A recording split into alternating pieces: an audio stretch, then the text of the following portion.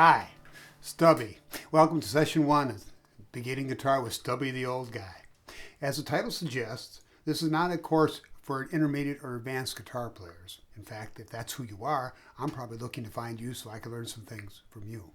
But this is meant for the beginner, someone who's left the wannabe phase and is in the I will be or can be phase.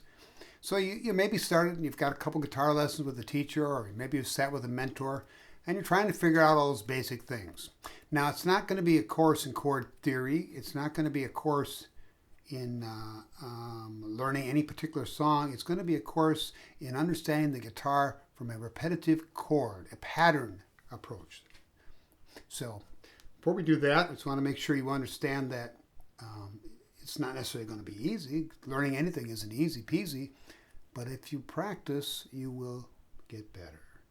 As I had learned myself, perhaps you already have, but 5 minutes a day is better than 35 minutes on a Saturday. 5 minutes a day plus 35 minutes on a Saturday, and you might even see some progress. So, some beginning questions. Over the years, I've been asked by people, well, how to play guitar. And then these questions have always come up. Well, my fingers hurt. Well, of course your fingers hurt. You're taking them, pushing little strings of metal into them, and you've never done that before. They're going to hurt. I don't think they're going to bleed, but they're going to be sore. Like anything else, persevere, and then you'll have that badge of pride that we call calluses. And it won't hurt, and in fact, it'll be easier to play a clean note. So that's part of it. Well, I don't know how to change chords very quickly. Well, of course you don't. You're starting out. You're still learning, I assume, to make sure the fingers are in the right place. And so you're looking and putting those fingers in the right place, and maybe not even that quick.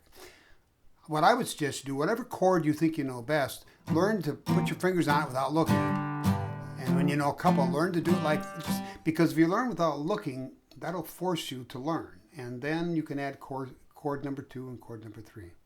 Another thing happens. Well, I'm playing and the pick flies out of my hand. Well, watch guitar players live, on tape, on the computer. Some people always play at the pick. Bluegrass players almost always have a pick. Some people hardly ever use a pick. Those folk, they use their fingers. A lot of jazz and blues cats will use their fingers too. So if the pick flies out of your hand, let's not be surprised. You're focusing on your chording hand. This poor other hand is getting ignored, so it forgets to hang on. But it doesn't matter. And let's remember something else. There are 6 strings on a standard guitar. You have 4 fingers. Not every string is going to be fingered every time. And players who use their fingers do so they can control what notes they play and what notes they don't play. Okay? And I guess the last one, or a couple more in fact. Well, is it better to learn on electric or acoustic? Well, it's better to learn on a guitar that you have handy. And keep one handy, so you do that 5 minutes a day. You know, the only significant difference, at least at this point in your training, if you want an acoustic to be louder, you hit it harder. With electric, you don't have to do that. So they're different instruments, but the guitar you have at hand is the one that you should play. Finally, I'm right-handed, and so of course I pick with my right hand and I chord finger with my left. If you're left-handed, your world looks like this. Now, I can't comprehend that. There are many very good guitarists playing left-handed with the strings strung the same way they are for me. Jimi Hendrix comes to mind. But while I can't do this, maybe from a left-hand perspective, you can't do this. If that's the case, I'm sorry. My disclaimer is this is from a right-hand perspective. So, now to introduce the pattern and a repetitive pattern concept, we will be moving to the piano, because the piano is a much more obviously linear environment, and we can see the concept. We'll come back to the guitar, and when we come back, it's all going to be about C major today. That's the one we're going to be looking at. Okay, we're at the piano. We can see it's all linear. That's why we're here, to understand the concept. Here's middle C. Here's middle C chord. Now, if we go up an octave, same fingering, C. Same fingering, C. Go down an octave, same fingering, C. We expect that, and this is true on the guitar fretboard as well.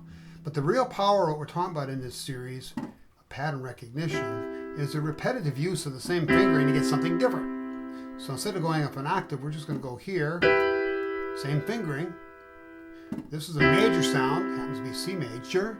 Here's a minor sound, happens to be E minor. Go up to here, F major, go up to here, G major. All the same fingers for G major, F major, E minor, and C. So that's what we're talking about. When we go back to the guitar, we'll look at how we can do the repetitive use of the C major chord to get other chord sounds in other keys. Let's go back to the guitar. So as we saw on the piano, the C chord moved up and down. We could play it, and we could find another C 8 notes up or below, and we can do the same thing here. But the real power and the real message in all these lessons is where that same fingering works to give you a different chord. So here we are with C in the first position. I move it up to the 3rd fret and the 5th fret, and I get different sounds. And indeed, that is what underscored the opening riff from She's a Woman by the Beatles. Of course, that's got a slightly different sound. Why is that? Well, let's unravel that C chord. Of course, the index finger's on the 2nd string at the 1st fret, the middle finger's on the 4th string at the 2nd fret, and the index ring finger, the middle finger, the ring finger is on the 5th string at the 3rd fret, and that's our C chord. And we're playing all the notes. We're not playing that note. We're leaving that one out of it. But the chord sound we want for She's a Woman is a blues sound. So we're going to add the pinky. Currently the pinky is unassigned. We're going to put it on the string that right now is open, G, giving us that note. Now we have a C7 sound. If we slide that up, we still have a 7th sound, and of course this is what I started with.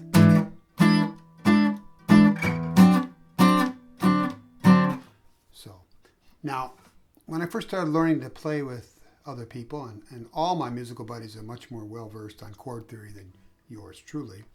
And in fact, I will refer to things as D chords or C chords or 7th chords, and that's as far as I'm going. This is not a course in chord theory. That's a vast, wide, and deep world, and I'm not done studying it, much less ready to tell you. But they would ask me, well, what chord are you playing? Well, so I had to figure out that, and always what I did to figure that out was reference chords in the first position. So what does this sound like? Well, it's obviously not C, it's obviously not F, it's obviously not G, it's not E. What does that sound like? Sounds like a D, maybe even a D7. So this is a version of a D7. And up here,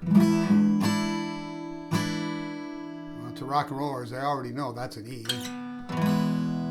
So the way I says you do, when you find a chord and you want to know its name, you can consult the book of 4,400 chords and you'll get exactly what it is you're fingering, if you can find it.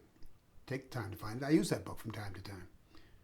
Or you can reference the chord you already know and call it, well, this is, so I say to my bass player, well, this is something in E, this is something it's like a D7th, and that's fairly accurate at that level. So that's how I reference that. Now, back to this, and let's reference the chord chart. In the chord chart that we have prepared for each one of these, you'll have to get behind the method of my madness to understand this. But we'll see on that chord chart in that first position, we see a circle that denotes me putting my index finger on the 2nd string and my middle finger on the 4th string and my ring finger on the 5th string at those frets. Now, and we added the 7th by putting that pinky on the 3rd string at that 3rd fret. And that's all shown on that chart if you see that. In fact, the pinky said, the note in the headstock says, add for 7th bluesy. Well, that's true. Now, it also shows this. It shows that I move my ring finger to the 6th string on the 3rd fret, and I ask the pinky to come in its place and nail that note on the 5th string at that 3rd fret. I do that so I can play this lower note as well. So as I say, I call it carefree strumming. If you want a carefree strum, you better make sure all the notes you're hitting work. And by including that E string fretted, I can do that. As opposed to getting don't want that. I want this. So all that's shown on that chart, and all that first position stuff is noted with a dot. When I slide up to here, that's noted on this chart with a diamond. So it shows you where to put those strings. It shows you what's optional. On the C note, it talks about dropping that note to get a more of a kind of a diminished type sound. So hope that you can spend a little bit of time to understand my use of the symbols. We'll be using and providing one of these for every chord that we look at. Now, just for fun, I've also included the bottom part of that chart 2-finger lead things. It's an easy way to bring a second guitar in to join the first in some of this stuff. And it's essentially, since we're in C major, of course we're going to start in C. It's the first 2 finger positions. I don't need my ring finger doing this. I'm only playing the 2nd and 4th strings. And hopefully you can see that it's on the chart in that first position. Now you can play it, or you can play it, or you can strum it if you want.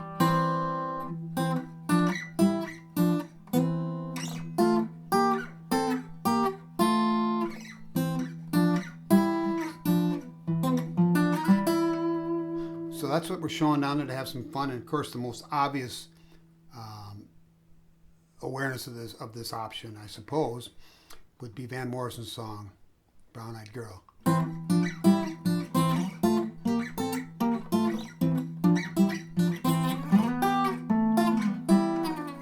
So, in closing, I'd like to encourage you, this is this kind of power of positive thinking now, encourage you to pick that guitar up 5 minutes a day. You can't do it Tuesday, do it again on Wednesday. You fall off the wagon, get back on the next day. And if you can do 5 or 10 or 15, and then you can do an hour on a Saturday, or maybe half an hour on Saturday and Sunday, little by little you will progress. I guarantee it. Now, how do I come to be known as Stubby? And how do I know that you'll be able to play guitar? Because I can. Well, show the camera my fingers. They're short. A lot of guitar players that I know, I have one whose finger's another inch longer. He can finger all those intricate jazz chords that I haven't got a prayer chance getting there. Genetics has not allowed me to have that ability. In addition, and I don't know if this is because I was a bad boy when I was a kid, dropped on my head when I was a baby, or if it's just genes, but my index fingers are bent. So I'm kind of limited on what I can play. Short, stubby. But if I can play, you can, guaranteed. And you can make music even if you play a single chord. As we go out today, I just want to tell you happy trails and happy trials, and realize that your frustration that you feel now is just like what your muscles are telling you when you're learning to do a new setup or do 50 as opposed to 2. They hurt because you're growing something. So stay with the course. Until next time, music makers, here's a song we'll go out with by Tom Waits. My version of the song is called 219. Till next time, adios.